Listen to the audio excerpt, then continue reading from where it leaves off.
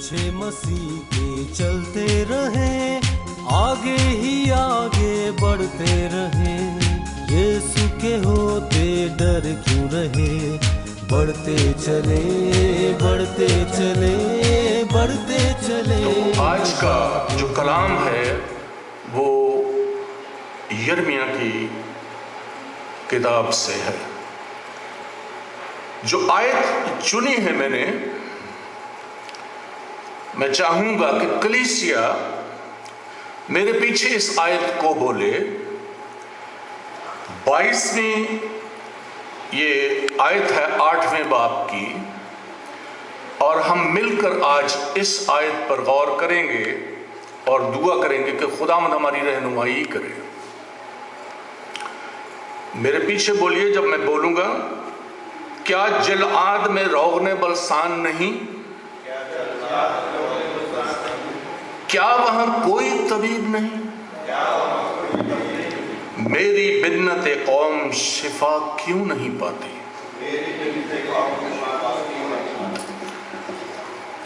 यिर्मयाह का ताल्लुक अन्तूत से था। यह काहिनों की लड़ी से था। अन्तूती काहिन था, और जैसे कि इंसान की सरिश्त है, जब जब खुदा बुलाता है इंसान मज़ाहमत करता है हमेशा से। आप ये देखिए कि मूसा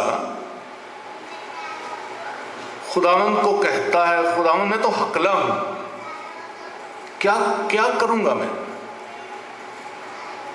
और यहां जब यिर्मयाह को खुदावंद की आवाज आती है तो उसने भी वही कहा। अजीब सी बात, खुदावंद मैं तो बच्चा हूं। खुदावंद उसे कहता है कि मैंने तो तुझे मां के बतन में खल्क होने से पहले ही महसूस कर लिया और तुझे सल्तनतों पर और कौमों पर नबी ठहराया। दोस्तों, यिर्मयाह के सुपुर्द 6 खिदमात थी। 6 कलाम में पढ़ सकते हैं आप ये सारी। 4 गिराने की और 2 आबाद करने की। ये 6 खिदमात उसके सुपुर्द थी। यिर्मयाह को अपनी कौम का बहुत दुख था, और जब आप यिर्मयाह की उसको सारी जो खुदावंद ने उसको कलाम सौंपा है वो पढ़ते हैं तो आप उसके दुख को महसूस कर सकते हैं। तो आज जो कलाम हम कर रहे हैं नौहगर की इसी किताब से, यिर्मयाह जो नौहगर कहलाता है, 22वीं आयत पे हम गौर करेंगे। अगर आप इसे 2-3 दफा पढ़ें इस आयत को, जो बात मुझे स्ट्राइक की है,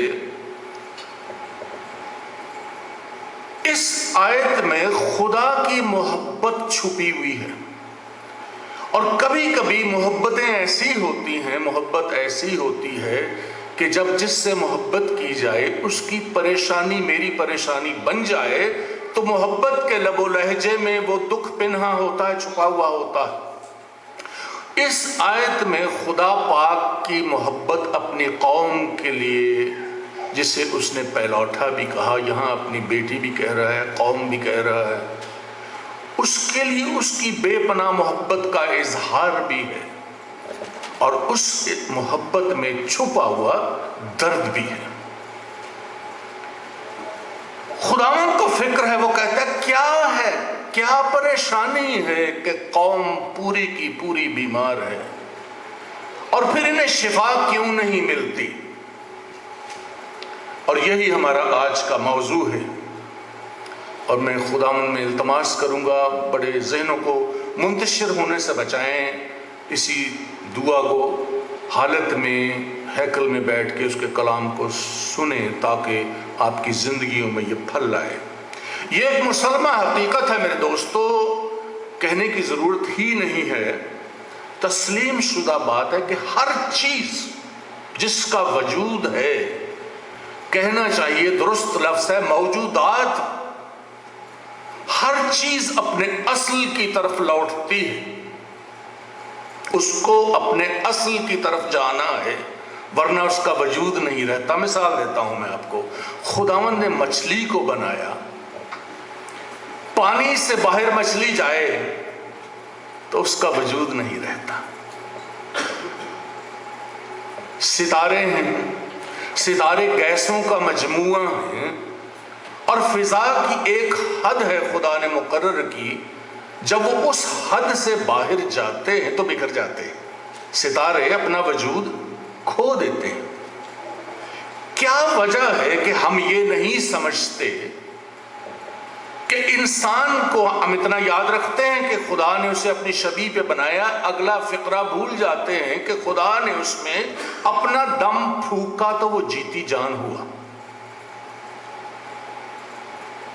आप ये सोचिए कि वो जिंदगी जो खुदा चाहता है कि मुझ में हो, वो उस खुदावंद में पैवस्ता होने के साथ ही है।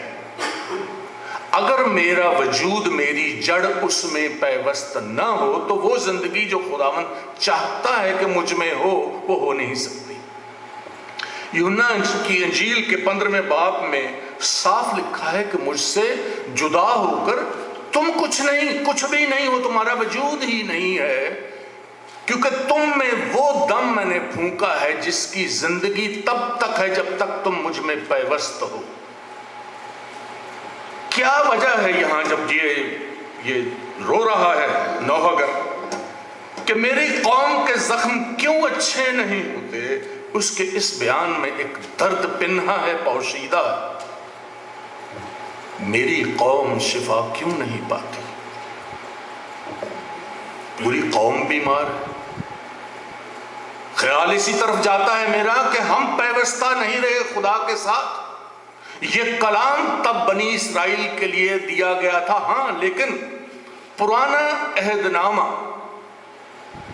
आईना है आने वाले दिनों के लिए।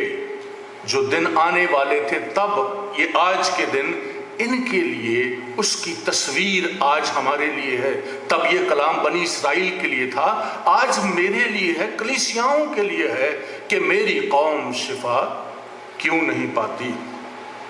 क्या ये खुदा की हजूरी से अलहदगी का नतीजा है? हवाला देखते हैं, बड़ा खास हवाला है, देखिए, निकाल लीजिए यिर्मयाह 2 बाब 10वीं और 11वीं आयत।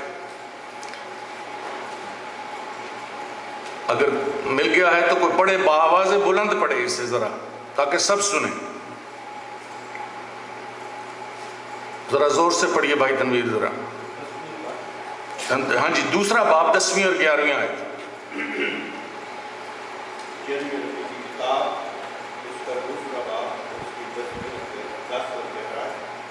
क्योंकि पार गुजरकर कतीम के जजीरों में देखो और केदार में कासद भेजकर दरियाफ्त करो और देखो कि ऐसी बात कहीं हुई है क्या किसी कौम ने अपने मबूदों को, हालांकि वो खुदा नहीं, बदल डाला। आमीन। पर मेरी कौम आमीन। बस ठीक है, यहाँ तक काफी है। लिखा, क्योंकि पार गुजर कित्तियम के जजीरों में देखो और कीदार में कासिद भेज कर दरियाफ्त करो। खुदावंद सवाल कर रहा है कि जाओ दूसरी कौमों को देखो, कासिद भेजो, कुछ करो, तहकीक करो, इंक्वायरी करो, क्या हो गया तुम्हें। वो कौमें जो मेरी हैं भी नहीं, मेरे साथ नहीं। देखिए किस दुख से वो कहता है कि क्या किसी कौम ने अपने माबूदों को, और 2 लफ्ज आगे के पढ़िए, हालांकि वो क्या है, खुदा नहीं, क्या उन्होंने उसे बदल डाला है। वो कहते तहकीक करो, देखो तुम वो कौम हो जिसने मेरे कभी हाथ को देखा है, मेरी मोहब्बत को चखा है, मेरी बरकतों पर तुम्हारी निगाह रही है, तुम पर बरसी हैं वो बरकतें, फिर भी तुमने वो हरकत की क्या कि तुमने मुझे छोड़ दिया, जिंदा खुदा को छोड़ दिया। वो कौम देखो जो बुत परस्त है, उन्होंने तो अपने माबूद भी नहीं बदले, और तुमने जिंदा खुदा को छोड़ दिया। मैं ये समझता हूं उस वक्त बनी इसराइल के लिए अगर ये कलाम था दोस्तों, आज की कलीसिया में मेरा क्या हाल है, मेरे घराने का। मैं सबसे पहली उंगली हमेशा अपनी जात पे उठाता हूं। میرا کیا حال ہے، میری زندگی کیسی ہے، ہماری زندگیوں میں کس بت نے یا کن بتوں نے جگہ بنا لی۔ اکثر دوست یہ سمجھتے ہیں کہ شاید پتھر کے معبود بنا کے ان کو سجدہ کرنا ہی بت پرستی ہے۔ نہیں دوستو، وہ ہے، بالکل درست ہے، لیکن چونکہ ہمارا خدا میری اور آپ کی زندگی میں اول درجہ چاہتا ہے، ہمیشہ وہ چاہتا ہے کہ اس کی جگہ ہر بات میں، کیا کہا میں نے، ہر بات میں خداوند کا درجہ کیا رہے، اول رہے، پہل اس کو ملے۔ آپ کی زندگی کا کوئی بھی کام ہے، وہ چاہتا ہے کہ پہل اسے ملے۔ تو یہ یاد رکھیے کہ ہر وہ چیز جو خداوند خدا کی جگہ لے لے، بت پرستی شروع ہو جاتی ہے، کیونکہ وہ جگہ خداوند کی تھی۔ کیا ہو سکتا ہے؟ آپ کو مان ہے اپنے کسی بہت پوزیشنز کا، دنیاوی دولت کا، کسی بھی چیز کا، بڑی تعلیم کا، حسن کا، کوئی آپ چیز، جو چیز آپ میں غرور کا، عادتیں ہیں، ہماری عادتیں ہیں، کئی دفعہ ایسے ہوتا ہے کہ ہماری عادتیں ایسے بن جاتی ہیں جیسے ہماری نیچر ہے۔ ایسی کوئی بھی چیز جو خداوند کی جگہ لے لے اور ہمیں خداوند سے دور کر دے، ہم اس کے حکموں میں قائم نہ رہیں، وہ بت پرستی ہو جاتی ہے۔ تو وہ کہتا ہے کہ پار گزر کتیم کے جزیروں میں دیکھو، کیدار میں قاصد بھیجو، ارے انکوائری کرو، تحقیق کرو، تم نے وہ بت پرست اپنے معبود نہیں بدلتے، تم نے زندہ خدا کو بدل دیا، تم نے اسے چھوڑ دیا۔ میرے لیے اس میں آج یہ سوال ہے، کیا میری زندگی میں آج کے دور میں کیا میں نے اپنے خداوند کو چھوڑ رکھا ہے، یا میں اس میں پیوست ہوں، اس میں بدا ہوا ہوں؟ کیا میری زندگی میں خدا کی اول جگہ ہے یا نہیں؟ دوسرا حوالہ دیکھیں گے، یہ بھی یرمیہ کے دوسرے باب میں ہے، 13ویں آیت ہے، لکھا ہے میرے لوگوں نے دو برائیاں کی، جو ایک ہم نے ابھی دیکھی، انہوں نے مجھ آب حیات کے چشمہ کو ترک کر دیا۔ اور دیکھیے آگے وجہ بیان کر رہا ہے کلام، کہتا ہے اپنے لیے حوض کھودے، شکستہ حوض جن میں پانی نہیں ٹھہر سکتا۔ بنی اسرائیل سے یہ دوسری بہت بڑی غلطی ہوئی، جو غلطی تب بنی اسرائیل نے کی وہ میں آج کرتا ہوں، ہماری کلیسیاں، ہمارے خاندان آج کرتے ہیں۔ ناقص حوض خدا کہہ رہے ہیں کہ تم نے بنا لیے، یعنی اس کا مطلب یہ ہے کہ اپنے زندہ خداوند کے بجائے ہم نے دوسرے ذرائع پر، انسانوں پر بھروسہ کرنا شروع کر دیا، جنہیں خداوند کہہ رہا ہے کہ وہ ناقص حوض ہیں، کیونکہ اس زمانے میں غلہ حوضوں میں بھر کے رکھا جاتا تھا۔ وہ کہتا ہے تم نے کیا کیا ہے، شکستہ حوض، اس میں تو پانی نہیں ٹھہر سکتا، تم نے اپنے خداوند کے اس کو چشمہ کو ترک کر دیا اور جا کے اپنے لیے شکستہ حوض چن لیے۔ یعنی کیا ہوا؟ دیکھیے یوحنا کی انجیل کے 4 باب 10ویں آیت لکھا ہے کہ زندگی کا پانی تو خداوند کے پاس ہے بھائی، اور زبور 36:6 میں لکھا، داؤد کہتا ہے کیونکہ زندگی کا سرچشمہ خداوند تو ہے، تیرے پاس ہے، تو ہے وسیلہ۔ اور یرمیہ کہہ رہا ہے کہ میری قوم نے کیا کیا، پہلے اپنے معبود کو چھوڑ دیا، خدا کو چھوڑ دیا، اور اب دیکھو ڈیپینڈ کس پہ کرتے ہیں۔ جو لب لباب ہے اس دوسری غلطی کا، دیکھیے لکھا یعنی خداوند سے تعلق کا ٹوٹنا۔ کیا کہا میں نے؟ خداوند سے رشتے کا ٹوٹنا جو ہے وہ زندگی کی محرومی بن گیا ہے ان کے لیے۔ انہوں نے وہ وسائل چن لیے ہیں جو خداوند کے ساتھ منسلک نہیں، وہ خدا سے نہیں ہے۔ اور کلام میں لکھا ہے کہ خداوند کا قہر ان پہ بھڑکا ہے، اور جب تک وہ شفا نہ دے یہ اب شفا نہیں پا سکتے۔ ایک بڑا خاص حوالہ ہے، اسے لکھ لیں، یہ میکا سے ہے، 6 باب کی 13ویں آیت ہے، اور جب خداوند کا قہر اسرائیل پہ بھڑکا ہے ان کے گناہ کی بدولت، تو کلام میں لکھا ہے، میں ہی پڑھ دیتا ہوں آپ کے لیے، اس لیے میں تجھے مہلک زخم لگاؤں گا اور تیرے گناہوں کے سبب تجھے ویران کر دوں گا۔ کیوں؟ کہ اب خداوند قہر میں ہے۔ ایک حد تک خداوند انہیں معاف کرتا رہا، اور پھر ایسا مقام آیا کہ اس نے کہا بنی اسرائیل کو تمہارے گناہوں کے سبب سے میں تمہیں گھائل کروں گا۔ دوستو، بنی اسرائیل اس وقت اس حالت میں پہنچ چکے تھے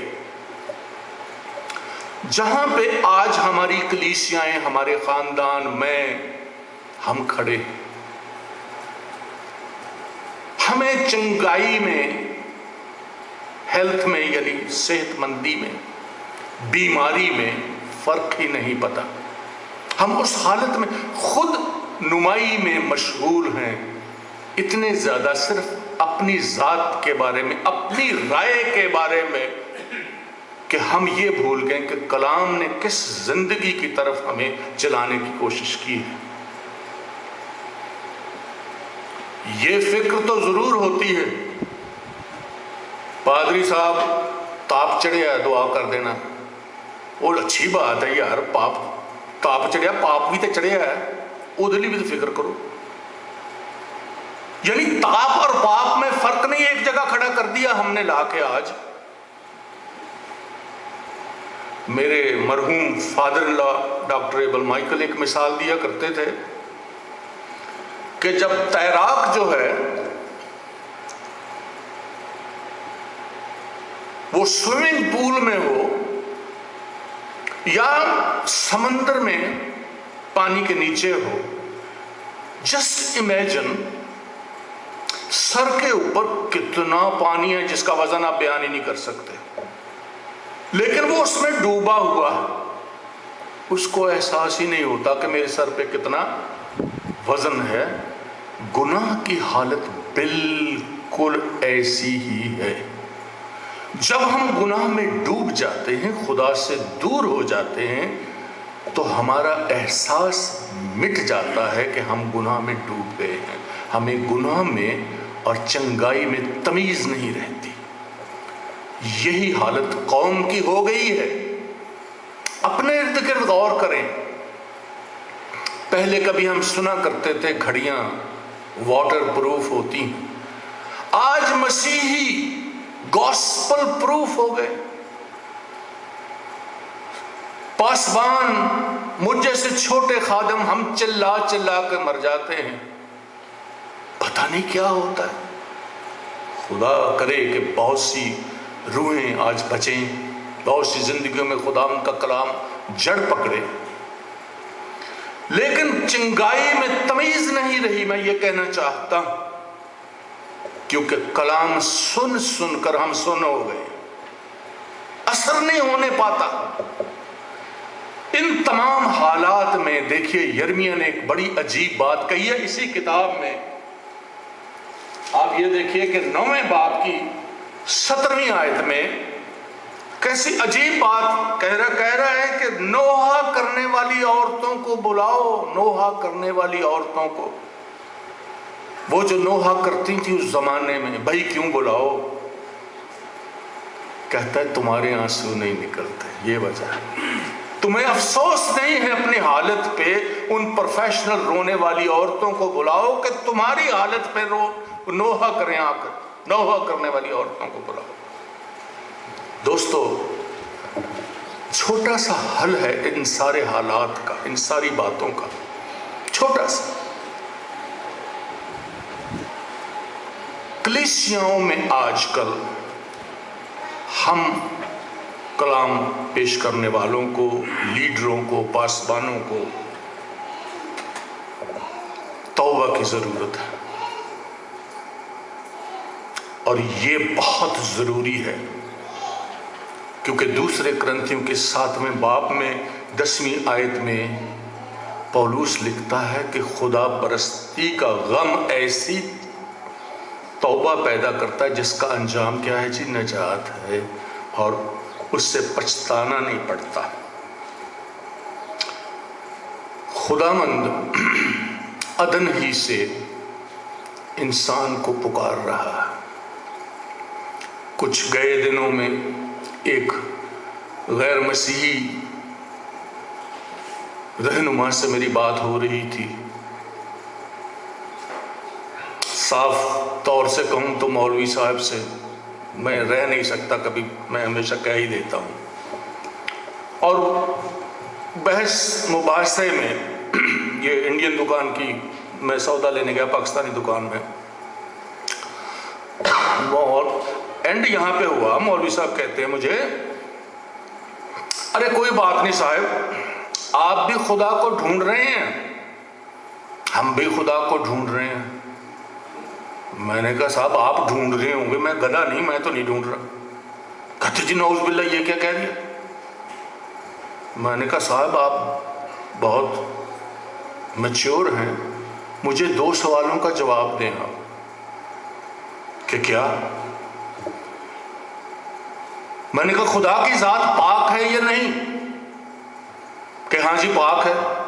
اور میں نے کہا آپ اپنے لیے کلیم کر سکتے ہیں کہ آپ پاک ہیں؟ کہتے نہیں۔ میں نے کہا اس کا مطلب آپ ناپاک ہیں، یا تو آپ پاک ہیں یا ناپاک ہیں۔ اگر آپ پاک نہیں تو کیا ہے؟ اس کا دوسرا اپوزٹ ہے۔ میں نے کہا دوسرا میرا سوال آپ سے یہ ہے کہ کیا خدا لامحدود ہے؟ کہتے جی ہاں۔ میں نے کہا آپ لامحدود ہیں؟ کہ نہیں۔ تو میں نے کہا آپ لامحدود نہیں تو محدود ہوئے۔ میں نے کہا مولوی صاحب ایک بات ہمیشہ یاد رکھیے گا،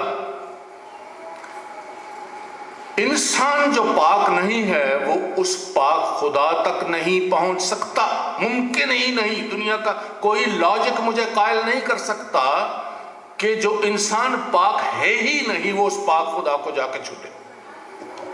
اور دوسری بات بڑی یہ ہے کہ اس لامحدود خدا کا آپ کو وجود ہی نہیں پتا کہ وہ کہاں ہے۔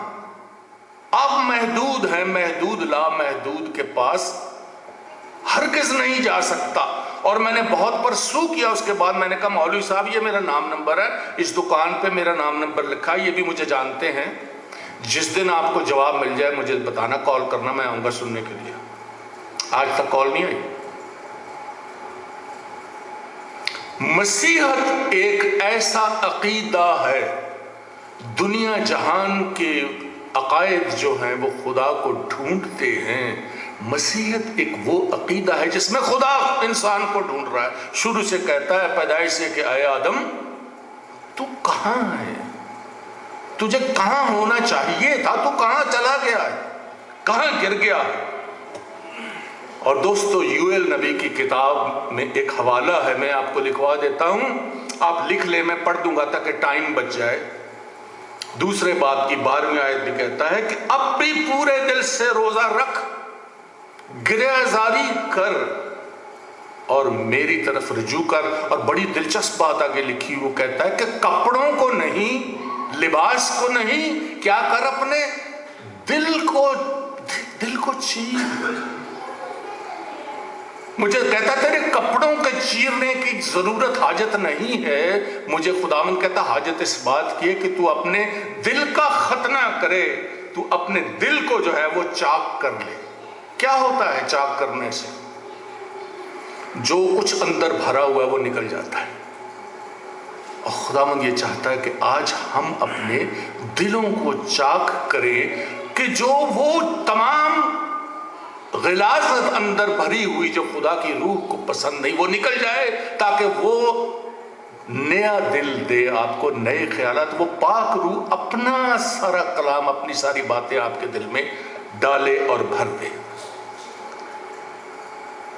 جیسے ہم نے سیکھا ہے کہ پرانا عہد نامہ آنے والے دنوں کی تصویر ہے، نئے عہد نامے کا آئینہ ہے، تو سوال یہ 2 میرے ذہن میں رہ گئے ہیں ابھی تک۔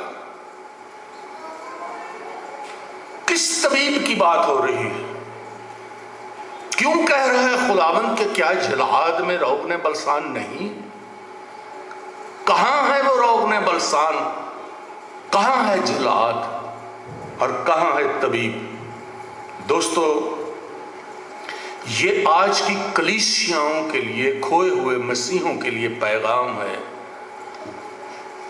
ہم میں سے کتنے لوگ ایسے ہیں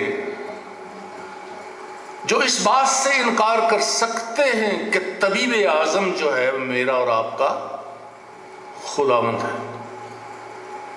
سوال یہ پیدا ہوتا ہے کہ جس ڈاکٹر کو، جس معالج کو، جس طبیب کو میں خود نہیں جانتا، جس کے پاس میں خود نہیں جاتا، میں اس کے پاس کسی دوسرے کو کیسے لے کے آؤں گا؟ دوسرے سلاطین کے 5ویں باب میں ایک بچی کا ذکر ہے، چھوٹی بچی کا۔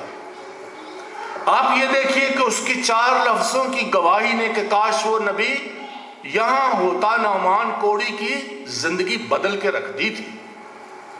کیا میری زندگی میں آج اس طبیب اعظم کی گواہی ہے یا نہیں ہے؟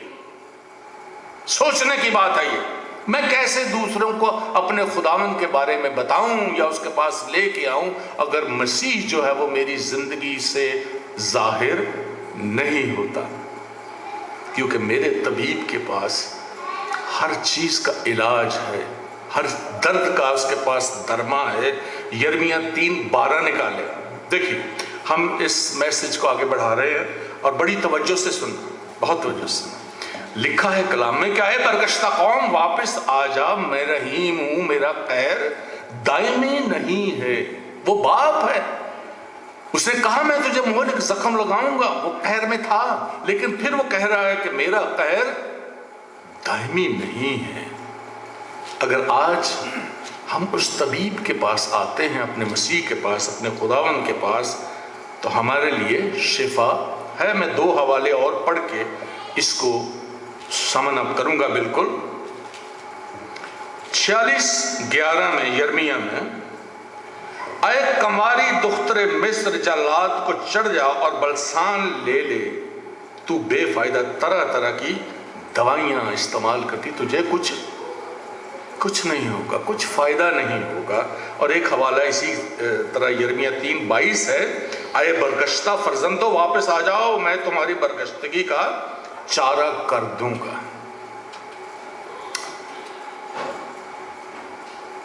بات سننے کی ہے، اب خداوند بلا رہا ہے۔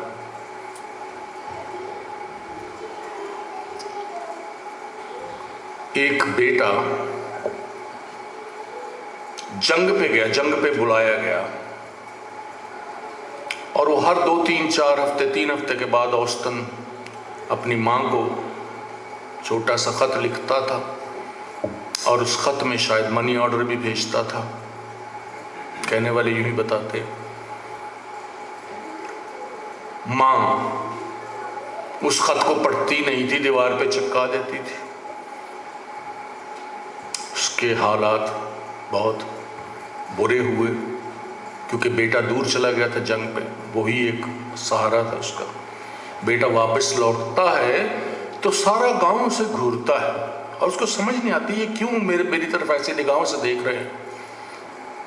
گھر میں آیا تو ماں بدحال، تو ماں نے اسے کہا کہ تو بیٹا مجھے کیوں بھول گیا تھا جا کے؟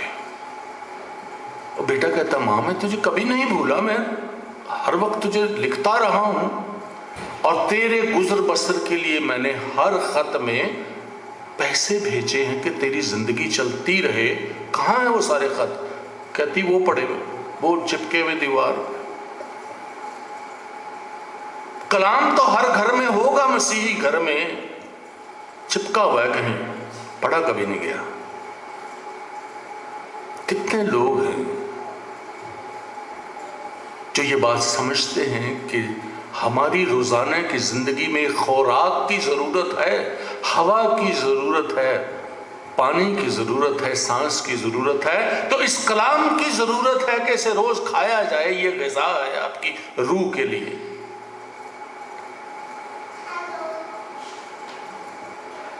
ہماری حالت ایک ایسی بند بوتل کی طرح ہے جس پر کارک لگا ہوا ہے، ڈھکن ٹائٹ ہے، نل کے نیچے رکھ کے نل پوری طاقت سے کھول دے، سارا دن چلتا رہے وہ نل کا، کوئی فائدہ نہیں، اس میں ایک بوند اندر جانے کی نہیں۔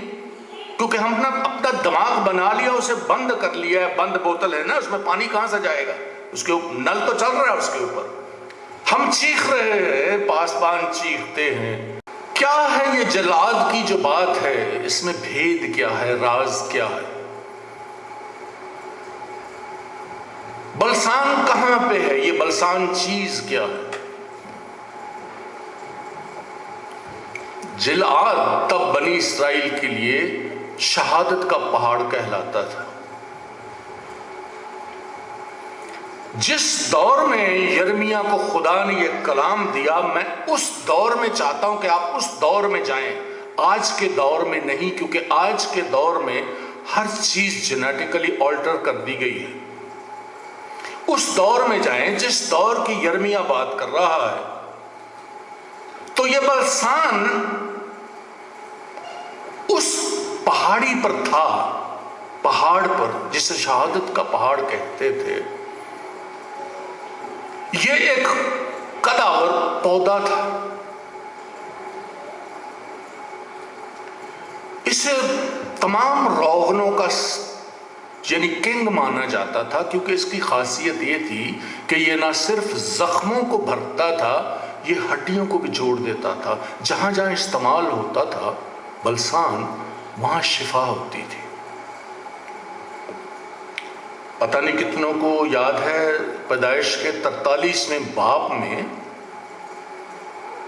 جب یوسف مصر کا حاکم بن چکا تھا، اور غور کیجئے اس کے بھائی، آپ کو پتا ہے نا یوسف کو خداوند یسوع مسیح کا مسیل کہتے ہیں، مسیل آنے والے دنوں کا.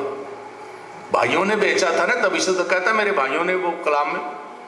لیکن باپ اس کو تحفے بھیجتا ہے جب وہ حاکم بن چکا ہے. 43ویں باب میں ہے یہ پیدائش ہے. آپ نے غور کیا کیا 2 چیزیں نمایاں اس میں بھیجی گئی تھی. پہلی چیز جو باپ کہتا ہے بیٹے کے پاس کیا تھا؟ بلسان لے کے جاؤ، روغ نے بلسان. اور دوسری چیز مر تھی، مر. کیوں اسے کلام میں اہمیت دی گئی ہے؟ بلسان وہ درخت تھا، سب سے پہلے اس کے سکڑے اتارے جاتے تھے، اسے چھیلا جاتا تھا. 22 زبور پڑھا ہے کلوری کا، گوسپلز پڑھی ہیں آپ نے. خداوند کے ساتھ کیا کیا گیا تھا؟ اس کے کپڑوں کے ساتھ کیا ہوا تھا؟ اسے ننگا کر دیا گیا تھا، اس کے کپڑوں پر قرے ڈالے گئے تھے. بلسان جو ہے پہلے اس کا سکڑا اتارتے اور پھر اسے چھیدا جاتا ہے، اور پھر اسے پیٹا جاتا ہے. اس دور کی بات کر رہا ہوں. پہلے اسے ننگا کرتے ہیں، سکڑے اتارتے ہیں، پھر اس میں پچھ لگاتے ہیں، چھیدتے ہیں، اور پھر اسے پیٹا جاتا ہے. تو بوند بوند کر کے وہ تیل نکلتا ہے اس درخت میں سے. اسی لیے وہ تب کے شاہی لوگوں کے پاس، دولت مند لوگوں کے کام آتا تھا، کیونکہ اس کا حاصل کرنا بہت قیمتی اور بہت مشکل تھا. تب وہ جلعاد کے پہاڑ پہ تھا. آج جو لکڑی پر لٹکایا گیا وہ میرے اور آپ کے لیے ننگا کیا گیا، اسے چھیدا گیا، اسے پیٹا گیا. اور لوکا کے 22ویں باب میں کیا لکھا ہے کہ خون کی بوندیں ٹپکتی تھیں، جو حوالہ آج پڑھا گیا. بلسان ہے آپ کے پاس، میرے لیے، ہم سب کے لیے. تب یہ بادشاہوں کے لیے تھا. آج خداوند نے ہمیں وارث بنا کے اس بادشاہی کا حق دے دیا ہے.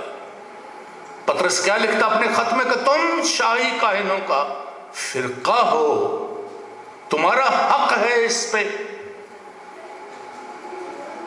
وہ پیٹا گیا، وہ چھیدا گیا، وہ ننگا کیا گیا، اور خون کی بوندیں کوہ کلوری پہ میرے اور آپ کے لیے آئی ہیں، بہائی گئی ہیں.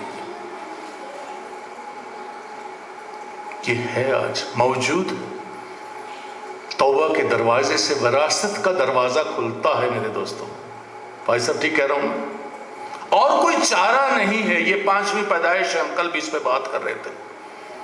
جب تک کسی انسان کی زندگی میں یہ 5ویں پیدائش نہ ہو, وہ اس بلسان تک نہیں پہنچ سکتا. موجود ہے, دوا ہے, خداوند نے کر دی ہے, اس کی باہیں پھیلی ہوئی ہیں. آج وہ کروس پہ پھیلا, اس نے کہا I've done everything for you.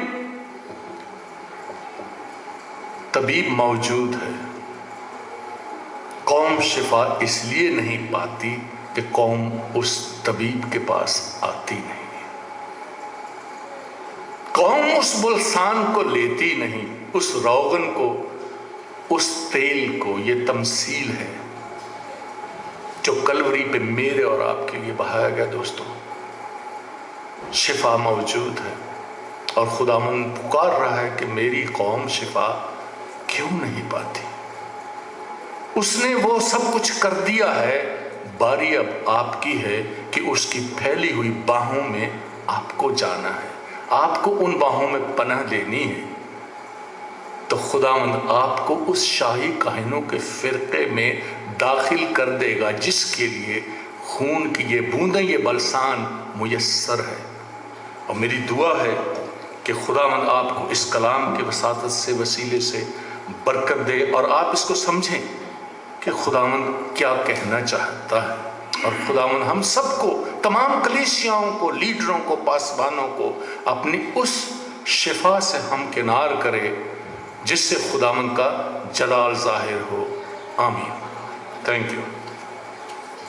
خوشیاں دے ونڈدا خزانے, یسوع خوشیاں دے ونڈدا خزانے, تے آئے اسی